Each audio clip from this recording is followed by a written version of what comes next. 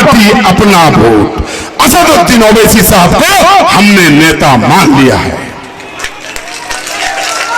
पूरे दुनिया में 208 देश है जिसमें 57 देश मुसलमान है।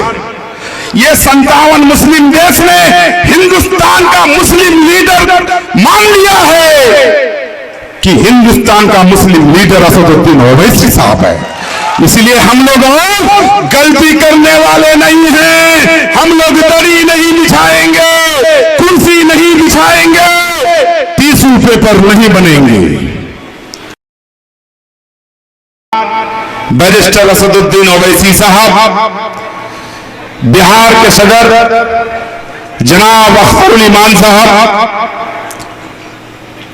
वारिस पठान साहब जो कि महाराष्ट्र से चल के आए हैं, पूर्व विधायक भी हैं, और हैदराबाद के एमएलए जनाब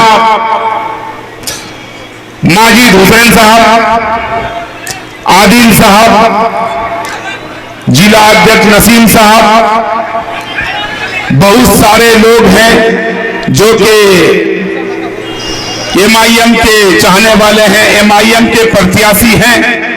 मैं क्षमा चाहता हूं क्योंकि हम लोगों को लेट हो गया है, इसलिए मैं आप लोगों को बुलवा नहीं सका। फिर यहां से निकलना भी है। आप लोगों ने मुझे एक बार नहीं, 2 बार नहीं, 3 बार नहीं, 4 बार एमएलए बनाने का काम किया है। अगर मैं आप लोगों का जिंदगी भर गुलामी करूं तो कम होगा। जिस दिन हम पहली बार 2005 में नॉमिनेशन किए थे, नॉमिनेशन करने के बाद हमको जेल जाना पड़ा था। इलेक्शन तो आप लड़े थे, 2005 में तो जीत आपका हुआ था। 2005 में जीत आपका हुआ था। अगर आप 2005 में नहीं जिताते हमको निर्दलीय में, तो कांग्रेस मुझे बुला करके टिकट नहीं देता। आपने 1 बार नहीं, 2 बार नहीं, 3 बार नहीं, कंटिन्यू 4 बार जिताने का काम किया है। मैं जिंदगी भर अगर गुलामी करूं तो कम होगा भाई। मेरे लिए हार जीत माने नहीं रखता है, बल्कि हमको अब जब तक जिंदगी है, जब तक हयात है, मैं आपका कर्ज कैसे उतारूं, उसी के लिए रात दिन सोचते रहता हूं। और सोचता हूं अगर 5वीं बार दोबारा अगर मुझे आप जिताने का काम करेंगे तो इंशाअल्लाह जो बचा खुचा काम है मैं जरूर करने का काम करूंगा। आपने बहादुरगढ़ और दिघलबैंक वालों ने 1 बार नहीं 2 बार जिताने का काम किया। 2010 में नया परिसीमन में बहादुरगंज और टेरागाछ का नेतृत्व करने के लिए मिला। 2010 में टेरागाछ में पहली बार हम एमएलए बने। 2010 से लेकर के 20 तक यानी 10 साल टेरागाछ में नेतृत्व करने का मौका मिला। जब हम टेरागाछ पहली बार 2010 में एमएलए बने थे तो टेरागाछ प्रखंड में किसी भी गांव में बिजली नहीं था। यहां तक के थाना में बिजली नहीं था, अंचल में बिजली नहीं था, प्रखंड में बिजली नहीं था। हमने टेरागाछ को हर गांव में बिजली देने का काम किया। हमने हर गांव में रोड देने का काम किया। टेरागाछ में पक्की सड़क एक भी नहीं था। टेरागाछ को सीधा करने का कोशिश किया हमने। गांव-गांव बिजली दिया, गांव-गांव रोड दिया, 5 पावर स्टेशन बनवाया बिजली का, जो अल्ताबाड़ी में एक है, एक पत्थरगट्टी में है, एक बलुआ जागीर में है, 2 बहादुरगंज नगर में है। पावर स्टेशन अगर नहीं बनाते हम तो आज आपको पावर नहीं मिलता। 73 कब्रिस्तान घेराबंदी किया, 84 मदरसा भवन बनाया, हर पंचायत में हाई स्कूल भवन बनाया। आपका एमएलए कहता है कि बोले इस 15 साल में कुछ नहीं किया। अरे 15 साल में अगर हम कुछ नहीं किए तो 15 साल में अपने मां बहनों का इज्जत बचाने का काम किया था।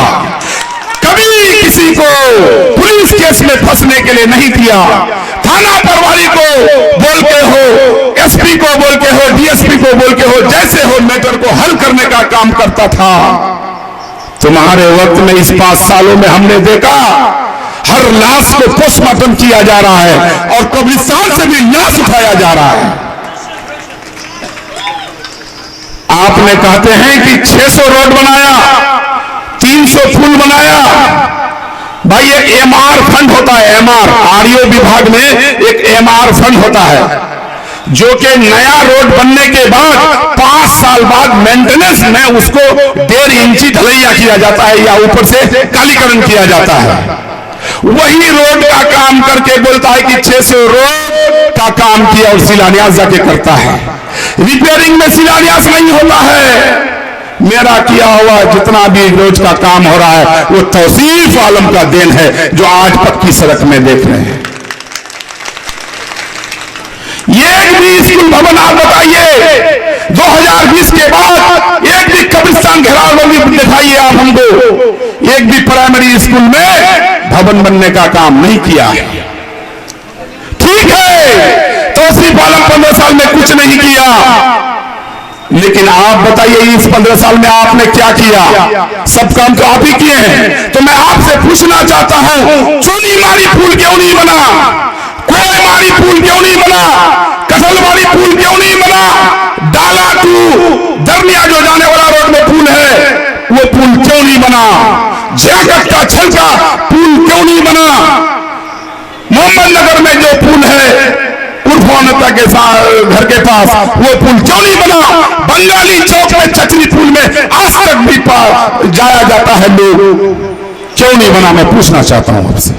आप बोलते हैं 300 पुल बनाए, कहां बनाए? नाम तो बताओ, 30 पुल का नाम बता दो। 600 रोड बनाया। अरे 600 तुम रोड बनाया तो बहादुरगंज टू टेरागाज वाला रोड क्यों नहीं बनाया? 1,17,00,000 का अभी रिपेयर का पैसा पास हुआ, सिर्फ 2-4 टेलर बेड मसाले गिरा करके 1,17,00,000 खत्म। आज का प्रोग्राम टेरागाछ में होना था, लेकिन इस रोड के चलते हम लोग टेरागाछ नहीं जा पाए। हमारा असदुद्दीन ओवैसी साहब कहा कि नहीं मैं टेरागाछ में प्रोग्राम करूंगा। टेरागाछ के लोग टापू में है, नदी कटाव से परेशान है, हम टेरागाछ में प्रोग्राम करेंगे। लेकिन हमने कहा कि सर उस रोड में जाने लायक रोड नहीं है, रोड खंडर में बदल चुका है।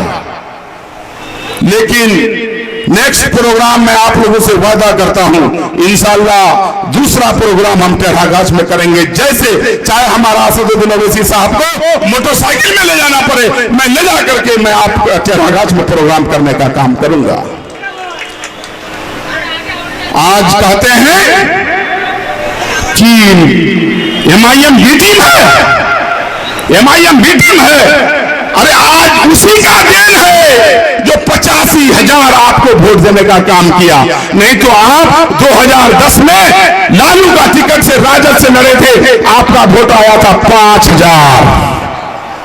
85,000 वोट किसका आया था?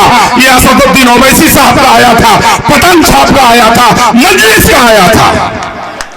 तुमको वोट नहीं दिया था।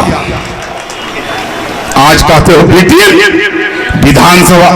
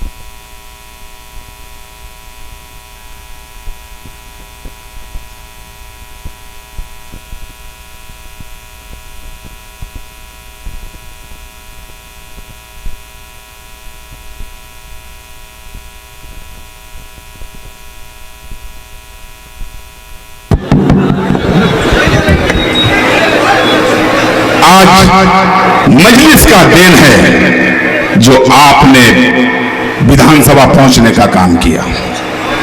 अगर मजलिस का टिकट से नहीं लड़ता तो आप विधानसभा का मुंह भी नहीं देख पाते।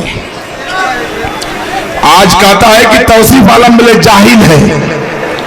अरे मैं जाहिल होता तो एक बार नहीं, दो बार नहीं, तीन बार नहीं, 4 बार लोग कैसे जिता देते। मेरे पास मैट्रिक का सर्टिफिकेट है। हम जब 18 साल का उम्र में थे तो मुखिया बना दिया था लोग। मैट्रिक पास करने के बाद मुझे मौका ही नहीं मिला जो मैं कॉलेज जाऊं। 24 साल का उम्र में मुझे निर्दलीय यहां से एमएलए बना दिया था लोग। उसके बाद कंटिन्यू सिलसिला चालू रहा। आज अरे मैं तो मैट्रिक पास हूं। जिस नेता के साथ हो वो नेता 9th फेल है। पता कर लो, 9th फेल। अरे मैं जिस नेता के साथ हूं, एक बैरिस्टर था महात्मा गांधी जिन्होंने इस देश को आजाद किया। दूसरा बैरिस्टर था अंबेडकर जिन्होंने इस देश का संविधान को बनाने का काम किया। और तीसरा बैरिस्टर जो मेरा नेता है बैरिस्टर असदुद्दीन ओवैसी। अरे बैरिस्टर इंग्लैंड में पढ़ाई करके आया है। अरे कल तक मैं कहां था, नहीं था, लेकिन आज मैं सही जगह पर आया हूं और इंशाअल्लाह मरते दम तक मैं असदुद्दीन के साथ रहूंगा इंशाअल्लाह। आज हमारा असदुद्दीन ओवैसी साहब कहा कि अख्तर साहब हम लोगों को बीजेपी को शिकस्त दिलाना है। आप चिट्ठी लिखिए, लालू जी को चिट्ठी लिखिए, तेजस्वी को चिट्ठी लिखिए। बार बार 3 बार हमारा अख्तरुल ईमान साहब चिट्ठी लिखा, लेकिन जब सुनवाई नहीं किया, हमारे अख्तरुल ईमान साहब ढोल बजा करके उसका कान का पर्दा फटाने के लिए किया था उसका निवास के आगे, फिर भी नहीं सुना। यानी सुन लीजिए, हमारा सुरजापुरी भाषा में गुल खाए गुलगुल्ला खाए गुल से पढ़े, वही कहावत है। मुसलमान का वोट चाहिए तेजस्वी यादव को, लेकिन मुसलमान का नेता के साथ गठबंधन नहीं करना चाहता है। मैं कह देना चाहता हूं तेजस्वी याद रखना, बगैर एमआईएम का तुम सरकार नहीं बना सकते हो। और इंशाअल्लाह यादव 17% है, यादव का नेता है, कुर्मी का नेता है, झरियन का नेता है, आदिवासी का नेता है, पंजाबी का नेता है, जाट का नेता है, लेकिन अब हम लोग भूलने वाले नहीं हैं। अपना पार्टी अपना वोट। असदुद्दीन ओवैसी साहब को हमने नेता मान लिया है। पूरे दुनिया में 208 देश है जिसमें 57 देश मुसलमान है। ये 57 मुस्लिम देश ने हिंदुस्तान का मुस्लिम लीडर मान लिया है कि हिंदुस्तान का मुस्लिम लीडर असदुद्दीन ओवैसी साहब है। इसलिए हम लोग गलती करने वाले नहीं हैं। हम लोग दरी नहीं बिछाएंगे, कुर्सी नहीं बिछाएंगे, टिश्यू पेपर नहीं बनेंगे। अब सरकार भी हमारा होगा, नेता भी हमारा होगा, पार्टी भी हमारा होगा। झारखंड में मधु कोड़ा निर्दलीय में अकेले जीता था और वहां का मुख्यमंत्री बना था। और मैं दावे के साथ कहना चाहता हूं, हमारा बिहार में अगर 20 सीट भी आ जाता है तो इंशाअल्लाह अख्तरुल ईमान बिहार का मुख्यमंत्री होगा। उसके नेतृत्व में हम लोग काम करेंगे, हमारा सरकार होगा, क्योंकि हमारा 18% आबादी है। तुम सपोर्ट करो। बीजेपी को अगर शिकस्त देना है, बीजेपी को अगर आउट रखना है, तेजस्वी तुम सपोर्ट करो, हम मुख्यमंत्री बनेंगे, हमारा पार्टी मुख्यमंत्री बनेगा, अख्तरुल ईमान मुख्यमंत्री बनेगा। 13% वाला तुम ही मुख्यमंत्री बनोगे। 2005 में पहली बार निर्दलीय जब हमने जीता था, रामविलास पासवान जी लालू जी से कहा कि अगर मुसलमान मुख्यमंत्री बनाएंगे आप तो हमारा समर्थन है। लालू जी मुसलमान का नाम पर मुख्यमंत्री नहीं बनाया। अगर मुसलमान 2005 में मुख्यमंत्री बना देता तो बीजेपी सरकार 15 साल 20 साल से हमारे ऊपर हुकूमत नहीं करता। आज हमारे ऊपर वक्फ संशोधन बिल लाया जा रहा है, 3 तलाक वाला मामला लिया जा रहा है, धारा 370 खत्म किया जा रहा है, एनआरसी लाया जा रहा है, हिजाब का मामला लाया जा रहा है, मुजीब का हत्या कर दिया जा रहा है, कैलू का हत्या कर दिया जा रहा है, अखलाक का हत्या कर दिया जा रहा है। उसमें अगर असदुद्दीन ओवैसी साहब बोले तो मुसलमान का नेता हो जाता है। अरे मुसलमान का सिर्फ नेता नहीं है असदुद्दीन ओवैसी साहब। असदुद्दीन ओवैसी साहब कहता है कि अगर कोई मजलूम पर अत्याचार होगा और अगर किसी हिंदू भाई पर मॉब लिंचिंग होगा और कोई मुसलमान भाई द्वारा मॉब लिंचिंग किया जाएगा तो मैं वो हिंदू भाई का साथ दूंगा, मैं मुसलमान भाई का साथ नहीं दूंगा, क्योंकि उनके साथ अत्याचार हुआ है। इसी तरह से जहां जहां दाढ़ी टोपी देख करके मॉब लिंचिंग होता है वहां असदुद्दीन ओवैसी साहब आवाज उठाता है और आंख से आंख मिला करके सरकार से बात करने का काम करता है।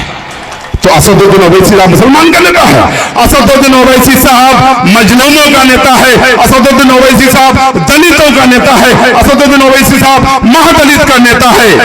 और जब जब जब अत्याचार होगा चाहे वो किसी भी बिरादरी का हो, असदुद्दीन ओवैसी साहब आज का डेट में अकेला नहीं है। 25 करोड़ देश का मुसलमान उसके साथ है और सेकुलर जो हिंदू है उनके साथ है। मैं इतना ही कहने के लिए आपके पास आया हूं क्योंकि आप लोग आज हमारा सदर असदुद्दीन ओवैसी साहब का भाषण सुनने के लिए आए हैं और हम यही कहेंगे कि सारे मसले पर आवाज उठाएगा असदुद्दीन ओवैसी साहब। तो हम लोगों को वोट किसको देना चाहिए? असदुद्दीन ओवैसी साहब का पार्टी को देना चाहिए। आज अगर आपका एमएलए नहीं भागता तो आपका किशनगंज का एमएलए एमआईएम से होता। और आज अगर 2-4 एमपी हमारा असदुद्दीन ओवैसी साहब के साथ पार्लियामेंट में होता, हमारा सुलेमान साहब भी पार्लियामेंट में होता, तो ये वक्फ काला कानून जो हमारे माथे पर थोपा गया, ये वक्फ संशोधन बिल काला कानून पास नहीं कर पाता। क्योंकि जब असदुद्दीन ओवैसी साहब खड़ा होता है तो नरेंद्र मोदी से कांपता है, आंख से आंख मिलाकर एक बात नहीं कर पाता है। नरेंद्र मोदी जानता है कि इस नेता के सामने मैं अगर कुछ बोलूं तो फिर इंग्लिश में भाषण जब करने लगेंगे तो नरेंद्र मोदी बस सोचते ही रह जाएंगे, तब कहते रह जाएंगे 56 इंच का सीना। 56 इंच का सीना खाली बोलने से नहीं होगा नरेंद्र मोदी जी। आप बोलते हैं सबका साथ सबका विकास, और आज क्या करा रहे हैं? दाढ़ी टोपी देख करके मॉब लिंचिंग करा रहे हैं। आसाम में सब मदरसा को बंद किया जा रहा है। 53,000 मुसलमान परिवार को बेघर कर दिया गया है जो रोड पर है। आज मैं आप लोगों से कहने के लिए आया हूं, अगर हम लोग समझदारी से काम नहीं लेंगे तो कहीं ऐसा ना हो जाए कि हमारा वोट का भी अधिकार छीन लिया जाए। आज सेकुलर के नाम पर आपके पास वोट मांगने के लिए आ रहा है। आज 6 करोड़ में बिका है, कल बीजेपी का जेडीयू का लोग अगर 12 करोड़ देंगे तो क्या पता कहीं आपका महागठबंधन का विधायक कहीं बिक ना जाए। इसलिए उसका झपासा में नहीं पड़ना है। मैं जानता हूं कि बिरयानी, छाता और 1000 रुपया बुला बुला करके दिया जा रहा है। भाई ले लो ना, क्योंकि ये 6 करोड़ रुपया आपका है, ले लो ना, लेकिन अपना जमीन का सौदा मत करना भाई। क्योंकि सिर्फ बहादुरगंज का मामला नहीं है, बिहार का मामला नहीं है, देश का मामला है। हमको असदुद्दीन ओवैसी साहब का हाथ को मजबूत करना है। देश का नेतृत्व हमारा असदुद्दीन ओवैसी साहब कर रहा है। आज अगर असदुद्दीन ओवैसी साहब का हाथ मजबूत नहीं करेंगे तो आने वाला हमको पूछने वाला नहीं है भाई। इसलिए मैं आप लोगों से दरखास्त करता हूं कि तौसीफ आलम पर यह आरोप नहीं है कि कभी 10 रुपया ठगने का काम किया है। तौसीफ आलम पर यह आरोप नहीं है कि दल बदलने का काम किया है। तौसीफ आलम पर यह आरोप नहीं है कि 6 करोड़ रुपया लेकर के किसी पार्टी में जाने का काम किया है। आज आप प्रखंड जाते हैं निवासी बनाने के लिए, निवासी नहीं बनता है। आप अंचल जाते हैं, वहां आपका मोटरसाइकिल रसीद एक ठो काटने के लिए 3000 से 6000 रुपया लिया जा रहा है। आज आप रजिस्ट्री करने के लिए जा रहे हैं, 3000 रुपया पर केवल लिया जा रहा है। भाई आप कितना शोषण होगा कहेंगे। मेरे वक्त में ये लोकतंत्र नहीं है। लोकतंत्र में जनता मालिक होता है और पदाधिकारी नौकर होता है। मेरे वक्त में जनता मालिक था और पदाधिकारी नौकर था, और आज का डेट में पदाधिकारी मालिक बन गया है, जनता को नौकर बना दिया है। मैं आप लोगों के माध्यम से कह देना चाहता हूं, जितने भी भ्रष्ट पदाधिकारी है, अगर मुझे 5वीं बार जीतने का मौका मिला, मैं ट्रांसफर नहीं कराऊंगा। चाहे तो उसको सुधर जाना पड़ेगा, या नहीं तो यहां से ट्रांसफर करने के लिए अर्जी लगाना पड़ेगा। यही कहा करके मैं रुख से उठाना चाहता हूं। बस इतना ही कहूंगा कि 4 टर्म के दौरान अगर हमसे कोई गलती हुआ है, उसके लिए मैं माफी चाहता हूं आप लोगों से। उस 4 टर्म का गलती को भूल करके असदुद्दीन ओवैसी साहब का हाथ को मजबूत कीजिए, MIM का हाथ को मजबूत कीजिए, मजलिस को मजबूत कीजिए। फिर से आपका राज आएगा इंशाअल्लाह। आपका किसी भी ऑफिस में तौसीफ आलम जिस तरह से बोलते थे कि तौसीफ आलम मेरा नाम ही काफी है, यही कहा करके मैं अलविदा लेता हूं। अस्सलाम वालेकुम व रहमतुल्लाहि व बरकातहू। हिंदू भाई को नमस्कार। नूर हक समा इलाही बुझा सकता है कौन, उसका हो हामी खुदा उसे बुझा सकता है कौन। अब मैं महाराष्ट्र